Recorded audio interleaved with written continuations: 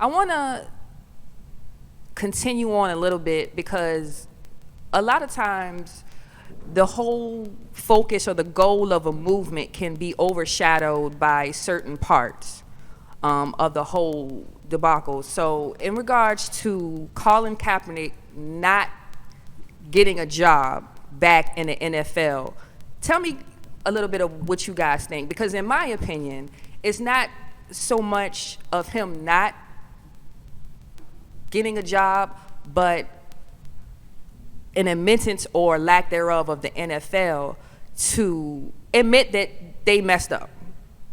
You know what I'm saying? So tell me a little bit about what you think in regards to how or what could have happened to kind of bring this thing into a little bit more of a cohesive state.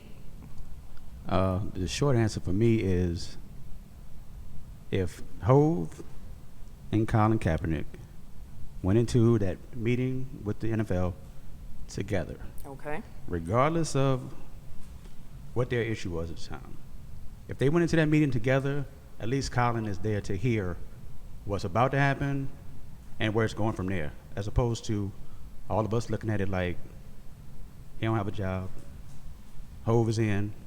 Hove just told people not to do this, not to perform, not to do that, and yet the man that kind of started the movement is still on the outside.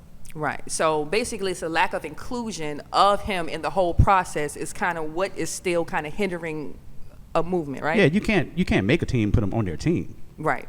But we clearly see that he should be on a team based on the other people that are on the field. Exactly. They can't put it on age. He's 31.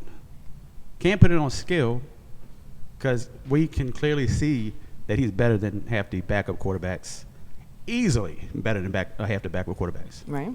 And resume, Super Bowl, he's an interference call away from being a Super Bowl champion. Would that change the conversation? I don't know, but here we are. Right. What do you think? It's I'm a big Jay-Z fan, and so it's extreme. Like as far as I'm concerned, like Jay-Z's been a model for us, at least for our demographic, it's just showing his ability to be successful in business, and he's pretty much had his hand involved in almost every little thing.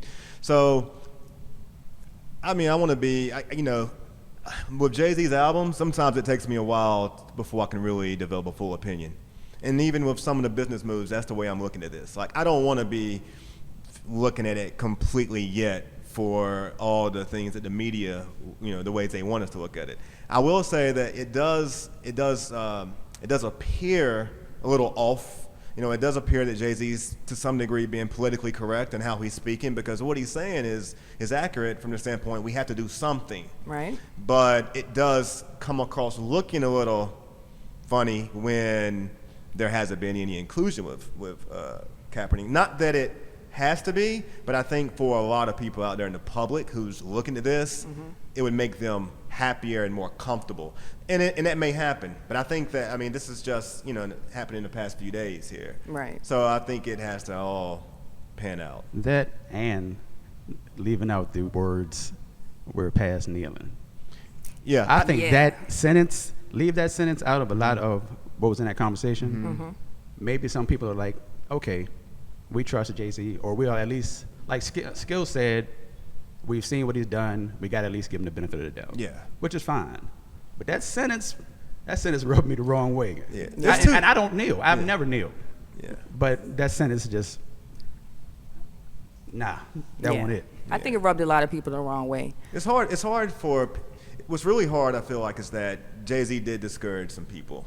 Oh, yeah. From participating. And so I feel like there are a lot of people right now that are probably thinking this may be an entryway to Jay-Z becoming an owner, but it also could be an entryway to there being black ownership in the NFL. Yeah. And it might be some of the behind the scenes conversation right now. Right. I don't know if it was just me, but when I first initially heard about the deal, did anybody else get that feeling of like deja vu, like, oh, this is kind of reminiscent of the whole Barclay and Brooklyn Nets situation? Because you start with, okay, we have some black people who are upset. They feel like there's a heavy lack of inclusion in the whole deal, in the whole infrastructure of the business generations and things like that. So what did they do? They went and got what I call him the hip hop overseer to come in, cut him a deal, and say, okay, well, look, Jay-Z's behind us, so what are we supposed to do? Live vicariously through him and his deals and say, okay, well, since Jay-Z's included and he represents the culture, it's supposed to be okay, right?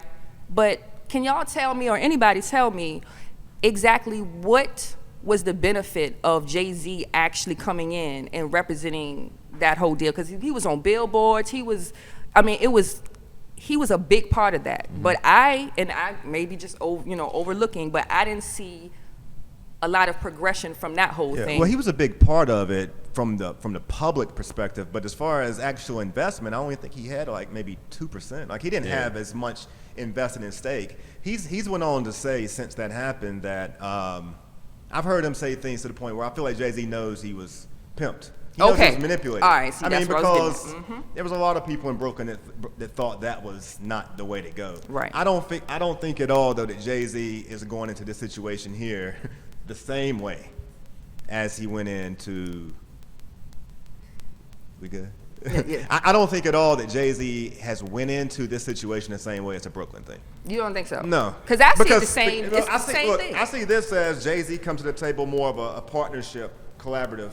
I see him coming in with the Brooklyn thing as here. We're gonna make it look like you are the owner, but you're really just gonna be a face for the black community, so we can get their buy-in. Right. I feel like in this situation it's different.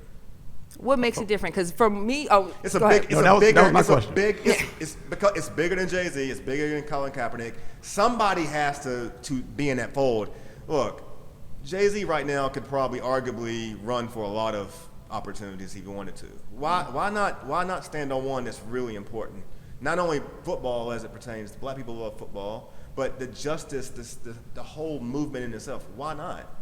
He ain't rapping as much anymore. Why not use your skills and your abilities in other areas to be a leader?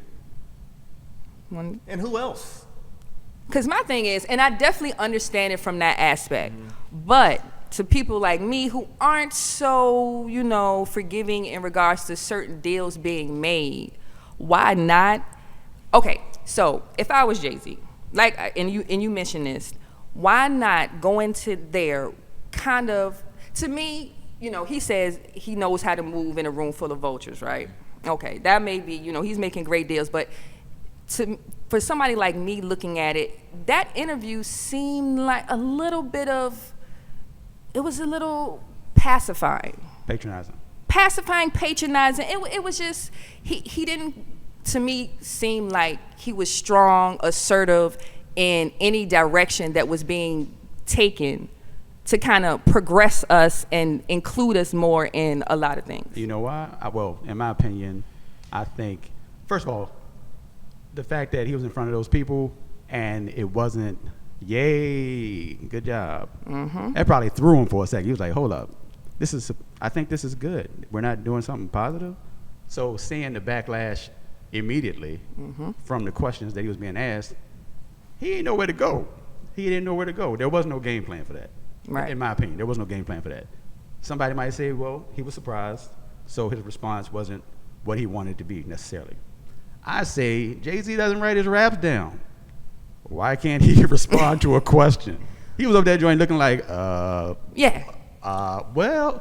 you can't talk in circles and knowing that it's going to be watched by all of us and expect a positive I think response. that, look, anyone in that position, though, Jay-Z's could be looked at more critical than anybody in that position. Any of us, if we were in that position right now, you're gonna be nervous a little bit. Like that's just natural. Like you're what? You're gonna be. Nervous about what? Look, man, people who are in positions of authority and leadership constantly have the eye on them, constantly in the spotlight.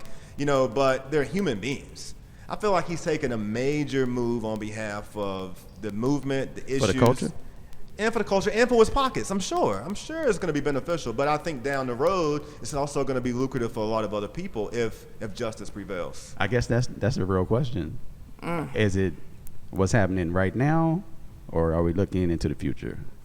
it's hard to get past right now. Yeah, we can't It's focus. hard. We got to be careful of how much we focus on now to move forward to the future. We really do. All right, so big question. Are we past the kneeling? Are we truly past it? And what are your thoughts on how that can just, like, where do we go from there? I don't really argue the direction of trying to do something to progress oneself, to progress the movement and everything, and dealing with the NFL. So I don't really have a problem with him dealing with the NFL. I don't like how it was presented. This is right now. This is 2 days after it happened. We may have a whole different conversation in a week when some other news comes out that this is happening and this is happening because of the Jay-Z thing. So we're just going to have to see. We're going to have to ride it out and see.